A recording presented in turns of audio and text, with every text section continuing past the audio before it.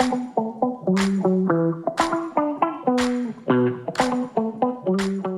Lauren.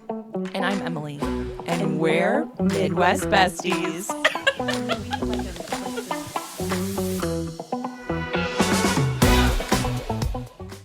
Kyle fell asleep at some fan's apartment and came home at like 6:30 in the morning. That's insane. That's fucking insane. That's fucking insane. We're going to get into it. So much to talk about today. Welcome to our fourth Episode. Pop Culture Potluck. So much to talk about today. Yes. So much to discuss. Yes. Let's just get right into it with the Summer House Season 10 trailer. So all of our Bravo besties, I'm sure you've seen it by now. Summer House, one of the greatest reality shows on Bravo. If you don't watch it, you should. That trailer was cinema. It was... In the Academy Award goes too. I watched it. First of all, what is Bravo doing to us dropping a trailer at like 11 p.m.? Was it like 11 p.m. on a Sunday? It was so good. I watched it like 3 times. Yeah, no, I definitely watched it at least 3 times. I mean, I couldn't sleep, and so I was scrolling anyway and saw it like immediately, and I was like, wait, is this what I think it is? Like, I love when you don't know like when we're going to get the trailer drops, right? Mm-hmm. And like you kind of know when the seasons are going to premiere, but not completely. So just having the timeline on it, like I have something to live for already in Q1 of 2026. Yes, we need it. We actually need it.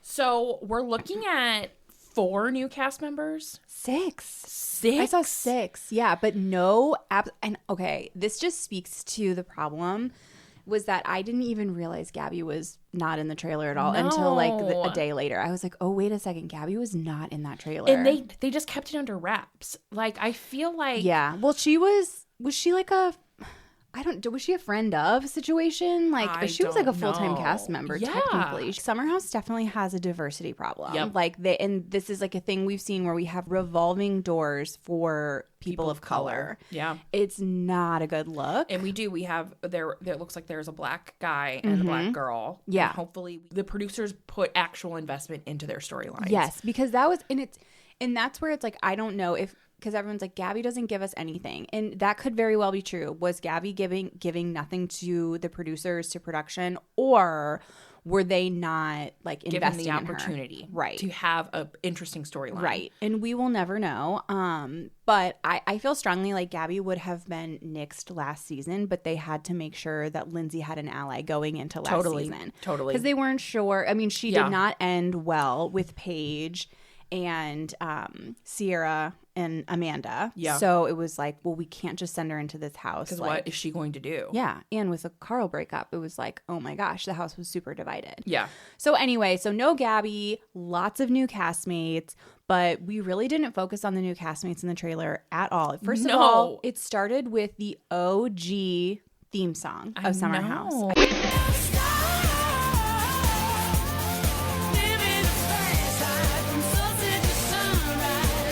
Wow. Chills. I was like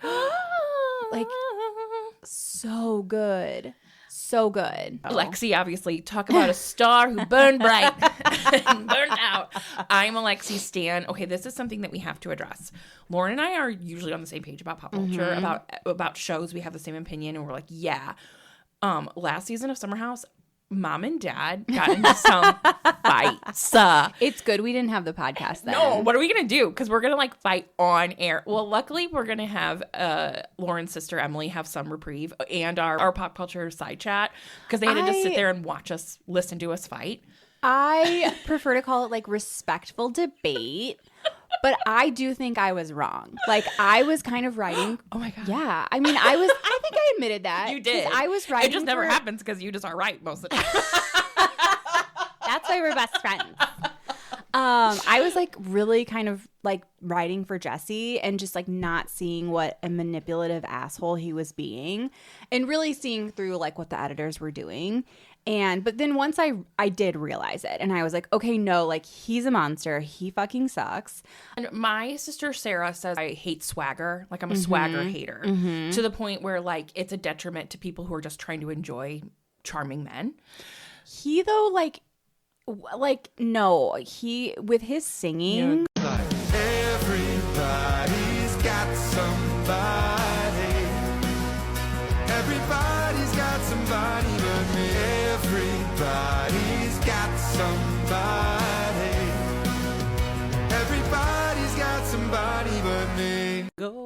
go-getter. With like, he has so many teeth, first of all, and they're all just so visible at all times. And I just like don't need to see your top and like, I don't need to see like your premolars. No. It's too much. No. And the singing career that is not a joke. It's like he's not going like the Countess route. Like he's trying to be serious, and it's really tragic.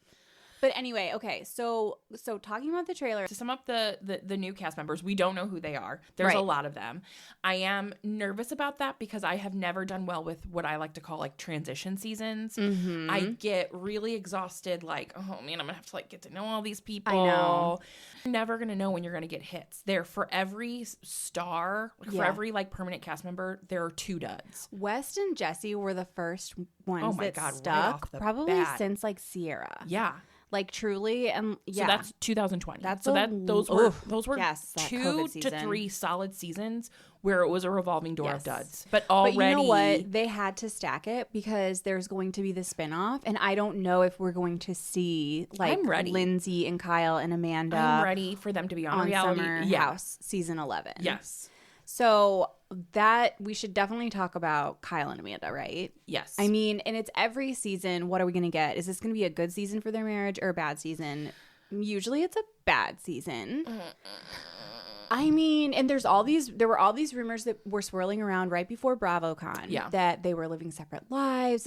This always happens every single year. Well, then Amanda, did you see the TikTok she posted recently, like making fun of it? She was like, yeah, Kyle and I are living separate lives. And she was like videoing herself as if she's like, this is my new apartment. I just wanted to show you. And she crawls out of a Santa's workshop, like cardboard house that was, I know it was in Lindsay's house for Gemma. Oh my God. Like after Gemma's first birthday party. Yeah. So she was making fun of the rumors. So by that, it seems like they're fine. And I want them to be fine. I think. I don't know. It's really tough. Like, I'm not a total Kyle hater. Me neither. But he doesn't do himself any favors. That's why he's such a fabulous reality star, because he contains multitudes. He contains multitudes. Like, he is a bad guy, and he is also a good guy. Yeah, he and definitely those two is. things can exist. Yeah. Having said that, I binged Summer House, so I got to like see their relationship in a very compact time. Mm-hmm. So yeah, there's a lot of like it is a sea of red flags. Yeah. I mean, and she says in the trailer, I wanted him to stop staying out late and partying. And so he went out and started a job where it's his job to stay out late and partying. guess Loverboy is done. I don't know. I mean, if this whole entire show is an infomercial for Loverboy and it's not taken off, like I've never seen it on shelves, like it's not going to.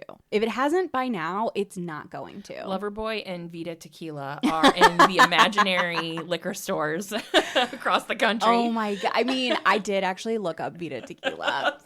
You can only buy it from their website. So did I. I'm probably going to buy it. I mean, I think we probably have to.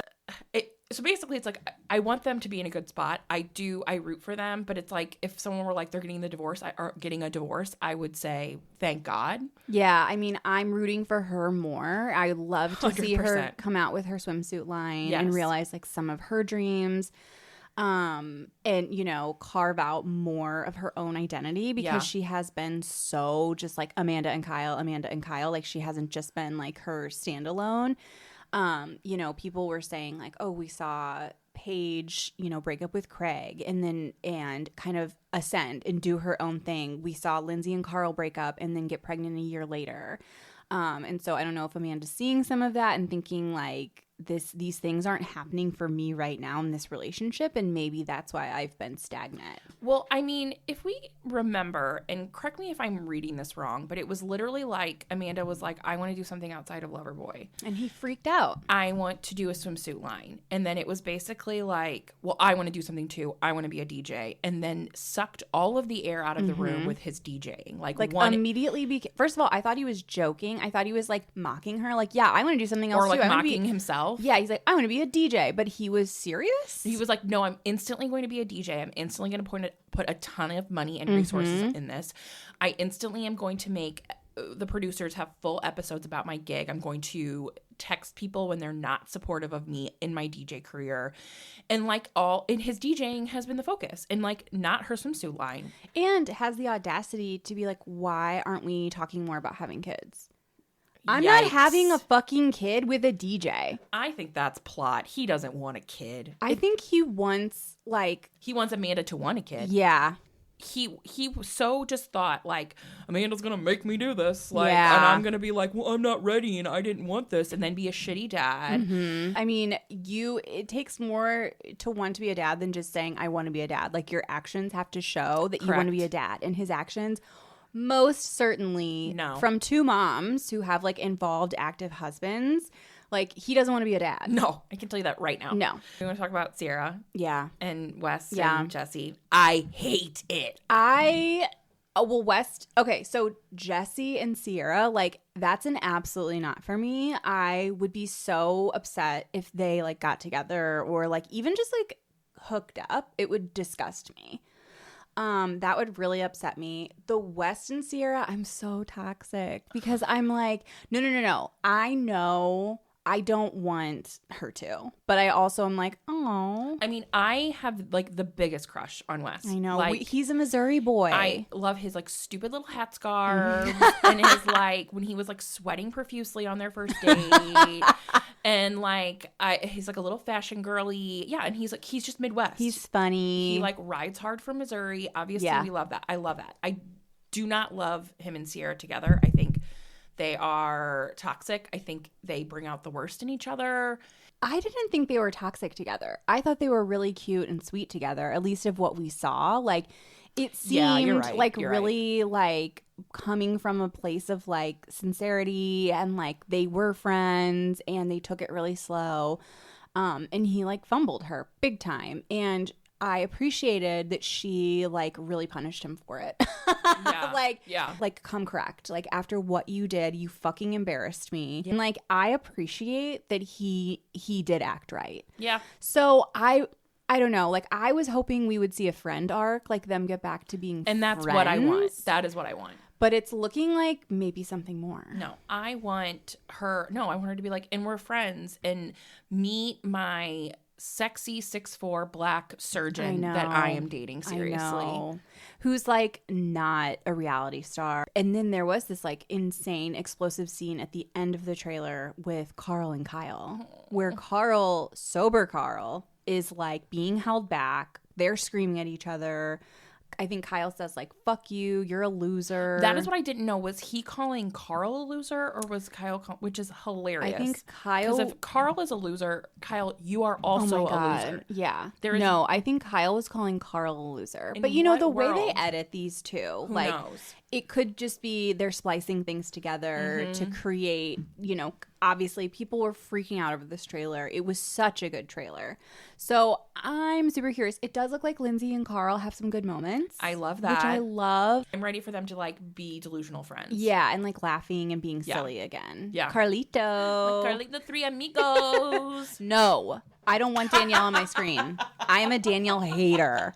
She is such a pick-me. She's so annoying. So Pantone released their color of the year. Are you ready for this? Yeah.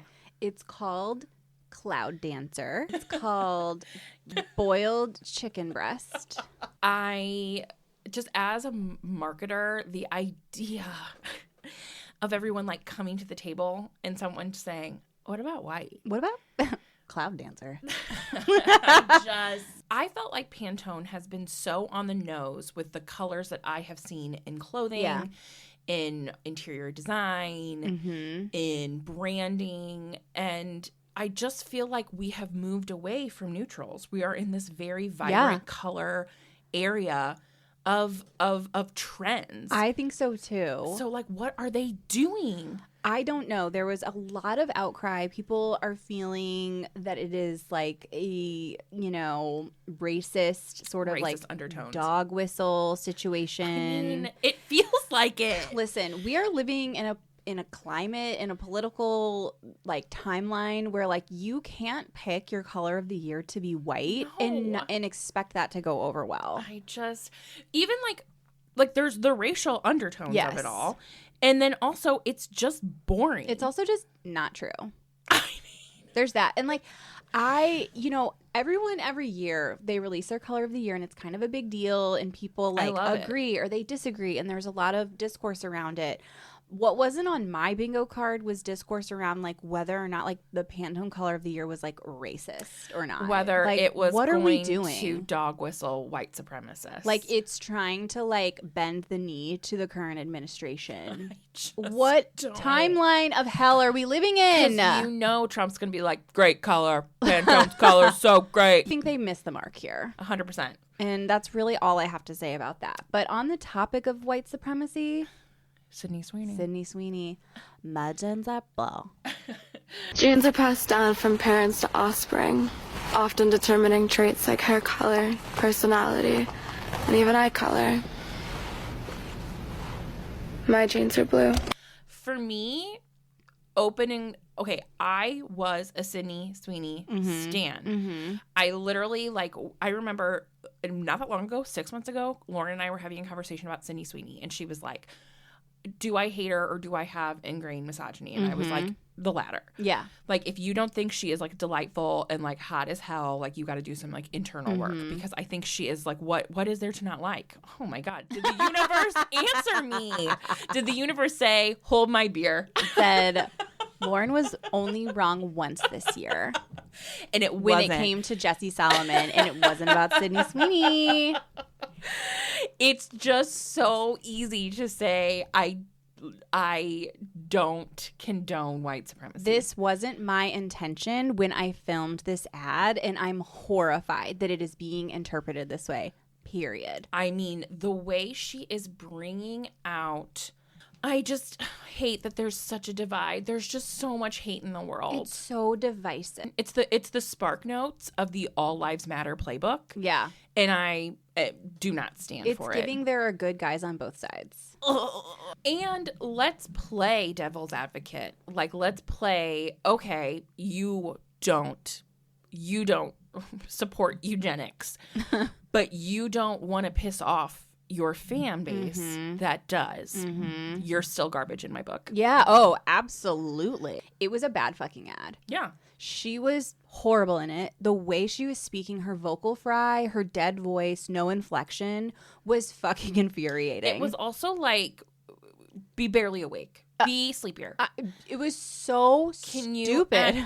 Yeah, no, actually put a bunch of jawbreakers in your mouth and then it was speak. Also like... And it was also just this idea, like this tone, which if I was more sophisticated, I'd come up with a more sophisticated expression for this, but it's like, love the smell of your own farts. Whereas like that commercial like was brought out like, look at we just fucking did. And it's like, no, honey, whatever you thought you did, you didn't do. You did something much worse. And like so much worse that we're literally talking about white supremacy. You did something actually sinister. Because it was just a Gene ad. That's just it. Sydney Sweeney is sinister. When she hopped on that boat to go to that fuck-ass Bezos wedding, we knew right then and there. It was like, oh, okay, we see you. My heart was hurt. I know, you were very upset by that, and I felt vindicated. Yeah. Sorry.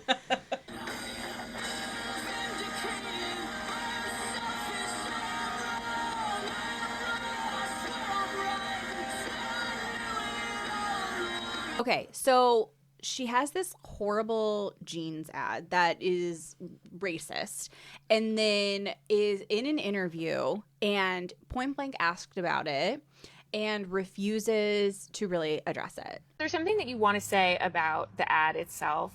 The Sydney Sweeney has great jeans. Do you have... The ad spoke for itself. You think the ad spoke for itself. Yeah. Okay. And the criticism of the content, which was basically that maybe specifically in this political climate, like, white people shouldn't joke about genetic superiority. Like, that was kind of like the criticism, broadly speaking. And since you are talking about this, I just wanted to give you an opportunity to talk about that specifically. I think that when I have an issue that I want to speak about, people will hear. Well, then all of a sudden, most recently, her tune has very much changed. And did she release a statement? Yeah. And it was the most like non-statement statement. Like Emily was saying earlier, like I'm not going to piss off my MAGA fans, so I'm going to word this in a way. But she was seeing like she had horrible box office returns for her latest movie, Christie.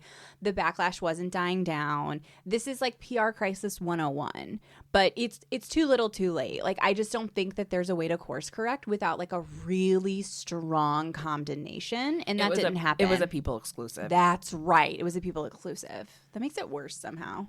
It's because it's just so like I'm only doing this because I'm nervous about my viability in the box office. Yeah. Like I wouldn't be doing this if it weren't for any other thing. And what really gets me, what really is the cherry on top of this shit cake, is that she was promoting a story about a queer person. Like she was Christie. Yes. Yeah.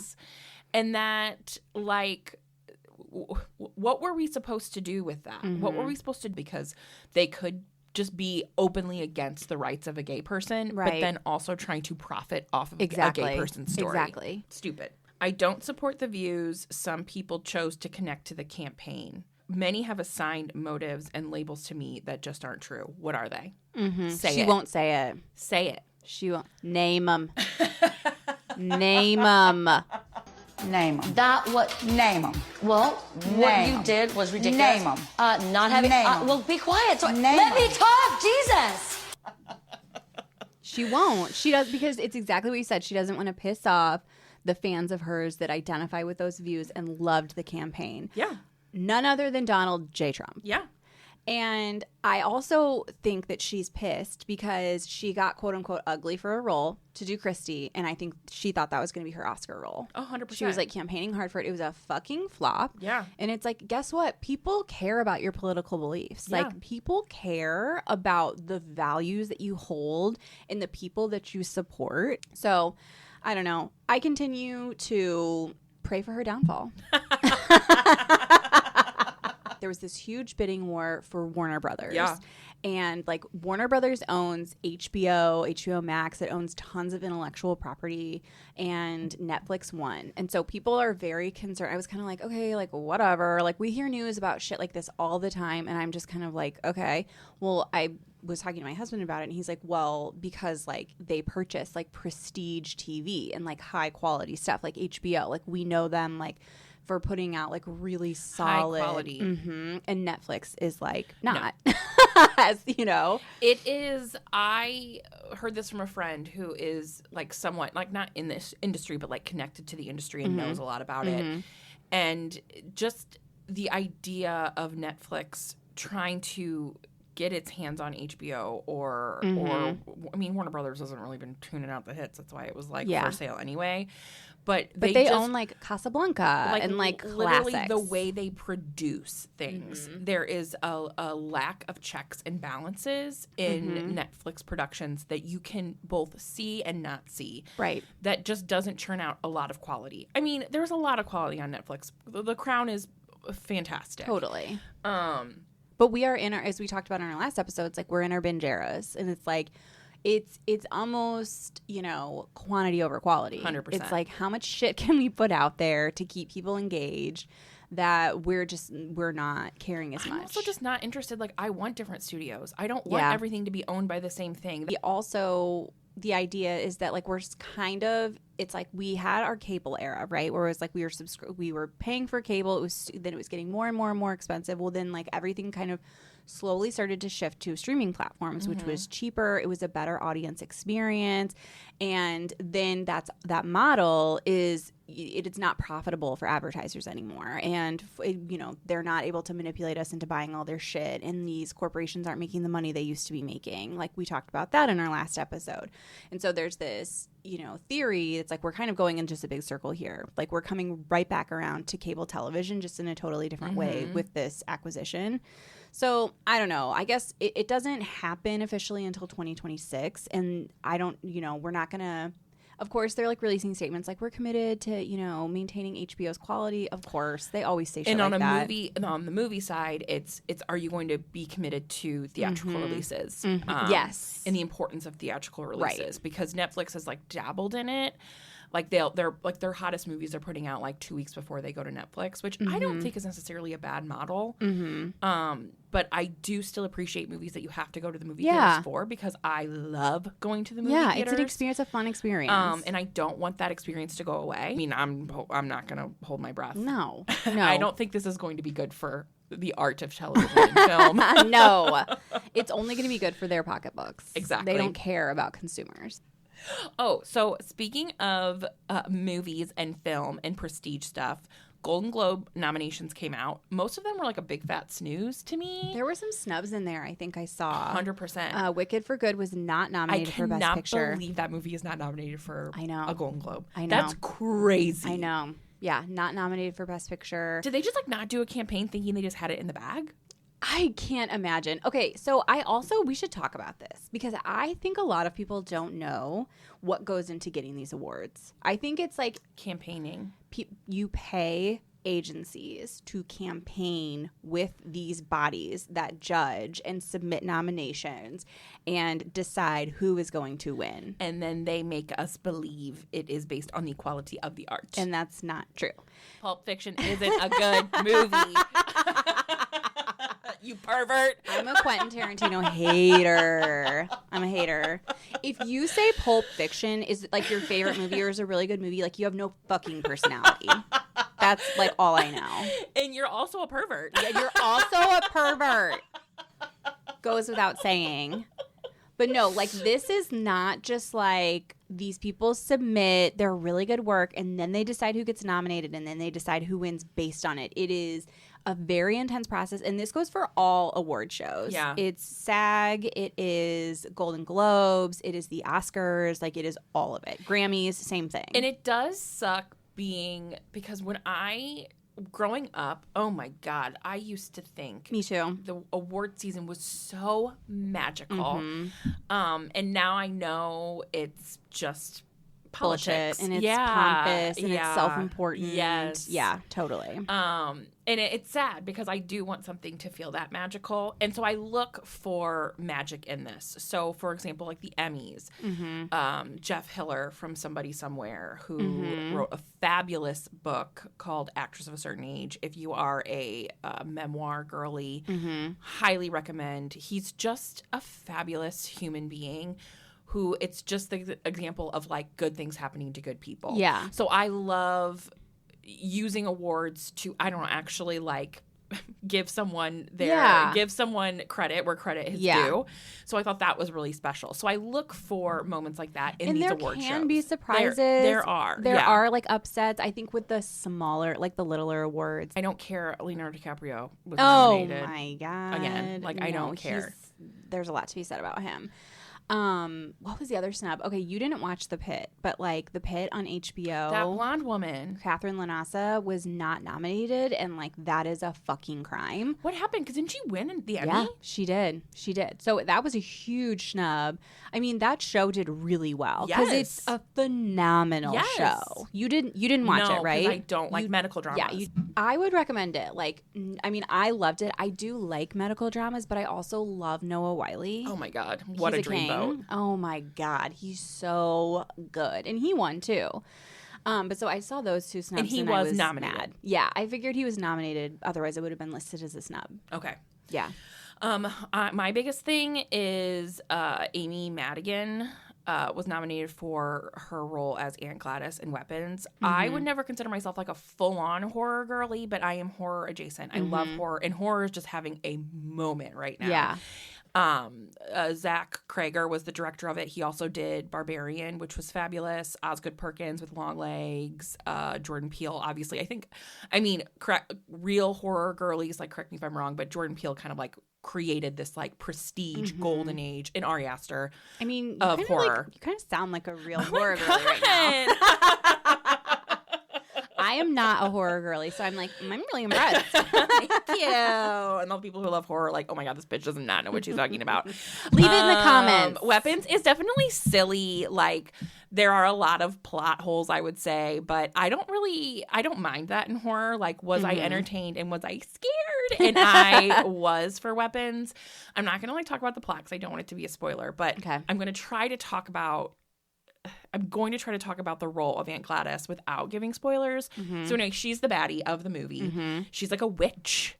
And she ate up every moment she was on screen. So the first time you see her, I literally went because it was so scary. It was so scary. I'm not going to tell you the parameters, but the first time you see her on screen, it is an audible groan because she is so terrifying.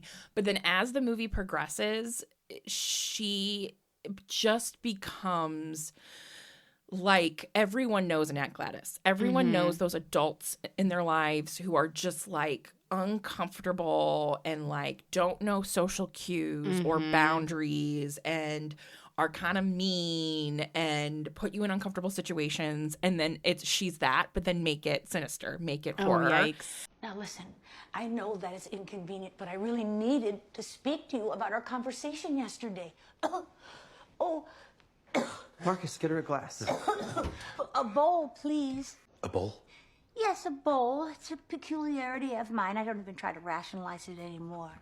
And then the makeup team and the hair team just did an amazing job. Her makeup is crazy, like think Mimi from Drew Carey, blue eyeshadow, but it's like messed up, like her red, like she has this red lipstick that's all messed up, and then her nails are like done, but like her nails are all messed up. Deranged grandma aesthetic. That it was just so interesting and fun to watch. And Zach Cregger did this with Barbarian too, where he created this like crazy scary baddie, but at the end of it you're like, good for her. Like they're sinister, they're evil, they're bad people, but he and it's funny because both of them are women, where there are these undertones of like, well, who's the real bad guy? Is she just a victim of our society? I mean, she does try to kill kids, but But what happened to her? This is a trauma-informed and podcast. guess what? A Aunt Gladys prequel is in the works, and I'm very excited. So going back, Amy Madigan, you know her from either Field of Dreams or Uncle Buck, which is my favorite movie of all time. Yes. I saw that in the notes in parentheses. Emily just wrote Uncle Buck. And I was like, oh, yeah, okay. She's got that like really thick Chicago accent. Okay. And she nails every line, and I want her to win the Oscar. And her being a part of this campaign, which again, it was probably a campaign to get her nominated for these roles. But I also love that it's giving a little shout out to this role in the horror genre, which I think I'm trying to get people on board too that don't watch horror movies, because I find horror movies are the most interesting movies right now. I would watch them. It's just that Matt is not. He does not like scary movies. My little husband. He gets scared. Like we watched Get Out, like we will when I think it becomes like really, really popular and we're like, okay, what's this all about? Yeah. But it's like, I'm not going to watch that shit alone. No, you can't. It's really scary. scary. Like I'll have nightmares. Yeah, no, I read the wikis because I have FOMO and I want to know what people are talking about and like understand the cultural references, but I don't want to get scared. Yeah. Well, that's the best part. I know. But I like needed to get scared, and that's what I like about Zach Cregger is that like you get scared and then you kind of see these baddies and they get less scary, and then you can like just watch Tommy Boy and go to sleep at night. Okay, so the Real Housewives of Beverly Hills premiered last week. Most notable new cast member is Rachel Zoe. This is not her first foray into reality TV. As she says in her confessional, I used to live here. She had the Rachel Zoe Project. Like, when was that? So it was like, I think like 2008 to like 2010. I mean, that would have been the height of like that Rachel Zoe boho era, carrying big like glasses, Balenciaga motorcycle bag. Oh my God, beautiful. Such a moment. That like long hair middle part. She is the newest cast member to Beverly Hills, which I called it. It was 2008 to 2013. Okay. Oh, God, well done. Yeah. It was just so like the vibe. Like it was the moment. She had this assistant Taylor, right? And Brad Goreski. Yes, with the huge side part, leggings, black blazer. Like that was inject that in my veins. She styled like the it girls Yeah. at that time. Yeah. I don't know how much styling she does anymore. I don't either. I don't think a lot. I don't think a lot because I don't know. I don't think she really ever evolved. She still has that same style. Yeah. And you know what? I don't care. It works for her. Yeah. Yeah. And like Brad Goreski was her assistant and he is still a stylist. I Yeah. follow him and like he styles Kaylee Cuoco. He styles Demi Moore. Yeah. Oh my he's God. super successful. So he's also really good. He's 'cause really those women good. are fabulously Yeah. dressed. And like her, Demi Moore's award cycle run last year, like she looked so good. Her hit looks, after hit after hit they after were hit. so good, 100%. and that was all him. So he posts a lot of like those, like the backgrounds of that. So anyway, so we had our first premiere last season. Emily did not watch. No. I watched. I had not watched for a while because I am an Erika Jayne hater, and I could not stomach her defending herself amidst the entire scandal with Tom Girardi literally defrauding plane crash victims' families Gross. to buy her like ugly fucking jewelry that Gross. she literally went to court to try and keep. Shit. Yeah, she is dark. She is dark-sided. Like, I don't like her. No. I want her off my screen. But I started watching again last season because of all of like the Kyle and Mauricio and then the Dorit and PK like separations. Yeah. And so I was once again pulled back in. And so this season last season was just like kind of a snooze. Yeah. They always tease, they're like at BravoCon, like, oh, this season's going to be really juicy. One thing Kyle said at BravoCon is that she and Erika are no longer speaking to Dorit. They're not on speaking terms. So I think we're going to see that play out. Uh-oh. Yeah. I mean, I don't care about those three anymore. Like Kyle Richards, there's so much talk that she has an agreement with Andy that like she will never not be on Beverly Hills. Her situation with Mauricio is truly my worst nightmare. So talk about it. Talk more about it. So they had, this seemingly like really beautiful life. Yeah, I remember that where it was like, I may not be the richest girl in Beverly Hills, but I am the luckiest. So, they have these like beautiful daughters. Yeah. Kyle's oldest daughter is from a previous. Kyle has the best Real Housewives house. She to does. me. She has a really great house. Yeah. I do. She has an awesome house. They all just get robbed. Every single one in Beverly Hills. Well, they just show their like gems and jewels. I mean, did we learn nothing from Kim K and Perry? We really didn't. We really didn't. Like, don't film at your house, honey. But then do, because I want to see it. But I do want to see it. Maybe just like don't put all your fucking jewels on display. Anyway, they're probably all committing fraud. So she and Mauricio were married and have, I wanted like 3 or 4 girls. Seemingly had a really great marriage. Yeah. And then there were always cheating rumors swirling around him. I think he probably was cheating. And I think they probably had some level of an agreement that was like, don't embarrass me. Which, like, again, we talk about in this podcast, like, we don't care. Hollywood I marriages don't are care. weird. They're Like, fucking weird. If there's an agreement and everyone's comfortable, have at it, baby. That's totally fine.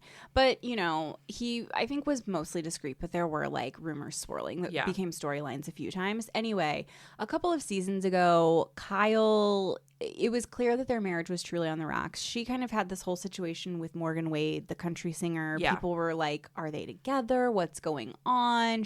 They seem really into each other. Kyle has never confirmed nor denied. And it has not been, it was not a storyline It was a storyline. Okay. Yeah. And then she and Mauricio like officially separated. And last season, like he moved out. And it was just really sad. Like to see this person who like her children are pretty much grown. You are hitting the phase of your life where your kids are out of the house and like you have your life back a little bit, but you've lost your partner. It's sad. It's so sad. And just for me, like I have a young child. We both have young children right now. And the thought of like hitting that phase and being alone. No. And like having to like go out and date. I think there's also just like, in mom besties out there, you can for us, we talk a lot about, like, I love my kids and where we are, but there is this, like, oh, when we retire, we're going to do this. Or when the kids graduate, we're going to, like, go to Europe. And maybe these things won't happen, but it's just you think a lot about that next time when you get to be alone with your partner. So when that has been lost, that's devastating. It's devastating. So it's truly, like, watching this is nightmare fuel for me. I hate this. It's so sad. It's just very sad. So I have not watched Real Housewives of Beverly Hills, like, since, like, Lisa Rinna, like Lisa Vanderpump. Okay. So like it's been a that long, was the golden age. So I watched like the golden age. I always watch golden ages, like golden age of Atlanta. Like oh my god, you can't even. Nothing gets better than Atlanta. Oh, so good. So I haven't watched in a while, and it was really depressing. It was a lot of divorce. Yep. Like, it's a lot of like, and even there was a scene where all the ladies get together for the first time with Rachel, and she is separated in the midst of a divorce with her husband, which is also devastating to me. I know, Roger. Didn't know they had 2 kids, but I thought they just had the one. And Rachel is telling Kyle, she's like, you just have to start going out. Like, you have to start going out like 3 times a week. I promise you're going to feel so much better. And I was like shriveling up and dying on the inside. Like, no, I was like, eat it. Yeah, I love it. Like, I would be the same way. Like, if I was Kyle, I mean, not like me, Emily, but like if I was Kyle Richards, I'd be going out 3 times a week, baby. It just doesn't sound fun to me. I don't know. You get fun friends. Rachel Zoe, because I have always followed her on Instagram. Like, she is always at like a fabulous dinner party. I mean, I know she's not like eating, but like, she's always at like a fabulous restaurant. She always looks fabulous. She always looks like she's legit having a fun time. I'm sure she is, but for me personally, that sounds like my worst nightmare. I want to be like, I want my skincare done. I want my jammies on. I want to have my needlepoint out. And you can 4 days of the week. And then the other 3 you go out. I had that time. Where I went out and I was crazy, and I closed that chapter, and I'm totally content with that phase of my life being over. But we're not a Real Housewife of Beverly Hills. I know, and it's totally different. It's apples to oranges. It is completely different. You get and maybe your hair and makeup done. I know, and then you have a car pick you up. It just seems empty to me. Oh yeah. Like, it's not like that does not seem like it's going to fill me up. Like, I'm going to like that. To me, just doesn't seem like a rich life. Yeah, like a rich inner life, if you will. Not to get like a Glennon Doyle podcast. But we do love Glennon Doyle podcast. We do. We love Abby so much. I don't know. Like, just to me, I was like, this is awful. Yeah. I don't know. It's just sad. And you can see Kyle has played a part in her separation. Like, I don't want to make it sound like she is like a total victim here. Totally. But like, Mauricio is out in, like, he is getting papped, making out with girls, like being disgusting. He just had a People photo shoot that haunts me of him like being like hot and single, and everybody is like, "What, Dad, go home." I literally like that. I have this expression when like men are so gross, like it makes me hate sex. Like, the comments under his People photo shoot are so, like, they're dragging him. Because it was awful. And then it was, like, it looked like it was done, like, it was, like, a slutty Sears photo shoot. Yeah. Like, someone went to JCPenney and they had a coupon. Yeah, and was like, but let me get slutty. Unbutton that St. John's Bay button down. It was horrible. It was horrible. It was frightening. Like, I have never used this term, but like, he's an unk. Like, come and get Peepaw, take him home, like, get out of here. Is he on a Netflix reality show selling? He was. He had one because he owned, or he like runs the agency. Was it Selling Beverly Hills? I don't know if it was called Selling Beverly Hills, but they had one because their older daughters work for him. Yeah, and I watched an episode of it, and I was like, no. Yeah. What are your feelings on Kathy Hilton? Come get Grandma? I think she's sinister. I don't like her. And I think, the way that she acts, like, she is, like, clueless and just like, ooh, who, me? Like, and always saying funny things. Like, it's not genuine. I'm interested to see if this is going to be a Sutton takedown season. She is kind of on her own. So Garcelle, another nasty divorce. Another super nasty divorce, but she made out really well in that divorce. if I ever got divorced, I would get divorced like Sutton. So if my husband is listening, just know that's gonna come for you. So think twice. So Sutton and Garcelle were friends / allies, and Garcelle like left the show. Like she was like, I'm fucking done with this. Why did she leave the show? Because Sutton was not a good friend to her. Like at the reunion, like Sutton, her loyalties have always lain, or she is desperate to be like with the cool girls, which would be like Kyle and Erika and Dorit. And so instead of like really going to bat for Garcelle, she was really like ingratiating herself to those three. And I just think Garcelle was done. On the outs? Garcelle's always kind of been on the outs with those other girls. Because she's like an actress, right? Yeah, and she's successful. And she does a lot of like directing now and producing. Yeah, like she didn't need this show. I think she was on the show to like promote her products. Yeah. Which isn't a bad idea. Yeah, no, not at all. And I really liked Garcelle. I thought she was like funny, and I think she's beautiful. Like I remember her from back in the day. Yeah. Like she's super talented. Or Jennifer Tilly, like what is she? I love Jennifer Tilly. Okay, so you haven't seen her yet. I haven't seen her yet. Yeah, we didn't get Miss Tilly in the first episode, but she is great. She was a revelation last season. Okay, I'm ready. She was just like, she's so fun and rich and silly and just like says the quiet part out loud. Like, so she came on by way of Sutton. She's friends with Sutton, and Which so totally tracks. But there's a scene in the trailer where Jennifer is like, this is why Garcelle left, because Sutton makes everything about Sutton. So I'm curious to see, what's going to happen there, because Sutton is kind of on an island right now. Yeah. And we saw that in the first episode Totally. where she is trying, I think, to get back into the good graces of the other women. And then, I mean, even this episode opening with Erika in those like sneaker heels, like the 2009 Hardee's commercial that she was in. I just was almost turned off my TV. I'm like, I can't do this. And then she's like, I had my best show yet. Right before I found out that Tom was going to prison, and I saw him and he clearly has dementia, and then I had my best show ever. And it's like, what? Yikes. Like, she is dark. So I really do want to go back to the Rachel Zoe of it all, because this is why I started watching it, because I love Rachel Zoe. I think I probably would have watched a Rachel Zoe show, but I do think it's really interesting to have her in this dynamic. They need it. And I was interested to see how she would, because she's so even keeled. Like, she doesn't emote, and that you don't see a lot of like Real Housewives not emoting. So I was like, what is she gonna do? And I kind of forgot, like, she's the meanest motherfucker on the planet. Just naturally, like, it just naturally flows from her. It was really funny when she cut through like all the women and she was like, Kyle, I saw Mauricio in Aspen. Oh my God.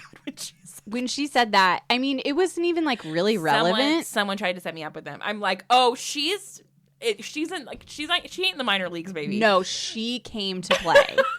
Honestly, if it didn't happen now, it was going to happen in 5 years. Sorry. I'm sorry. I'm sorry. And I kind of loved it. Like, you could see Kyle was like a little speechless. 100%. And there is definitely a way in which these ladies on Beverly Hills, I would say specifically, conduct themselves. And I just like, there is like a deference to Kyle that a lot of them have. Yeah. And we've seen it challenged, in seasons. It doesn't ever really pan out well for the challenger. Yeah. So, but there's also just like a very, there is not just like an open nastiness about them. Like, some of the other housewives are like getting down in the dirt. Like, everything with Beverly Hills, I feel like is glossier. Like, I like the gloss. When it gets too dirty, I feel dirty. We need a balance. I totally agree. But like, Salt Lake, for instance, I feel like we get a good mix. 100%. But Beverly Hills, it's like probably the fakest franchise, I would say. Yeah. Like, well, I mean, they're literal actors. They're like, and they're all like broke, I think, except for Kyle and like Kathy. Like, I mean, we're really just Dorit.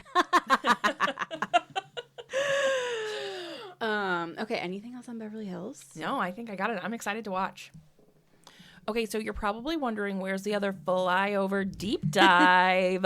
We haven't been doing it for Salt Lake because we have found the past 2 weeks episodes, there just wasn't a lot of meat. Yeah, especially last week. It was just rehashing what. A nothing burger. Yes, 100%. 100%. So we are thinking what we're going to do next week is we're going to catch up on and kind of recap all 3 of those episodes in a big, longer episode next week. And we're going to, because this week the Housewives are in Greece. Yeah, I so can't wait. I think the cast trips are always where things go down. Yep. So we're probably going to get some really good content out of that one. Yep. Okay, well, I think that pretty much rounds out everything we really wanted to talk about today in our Pop Culture Potluck. Episode 4. I know, we're just cooking along I here. know. Thank you again for listening. Again, we just are so appreciative because this is like a dream come true. It's so We're loving fun. it. So thank you for, again, following along with us. Like and subscribe wherever you get your podcasts. And remember to follow us on our Instagram. We're always posting, giving our opinions. We are at Midwest Besties Pod. And until next time. Bye-bye. Bye. Love you. Have a good day.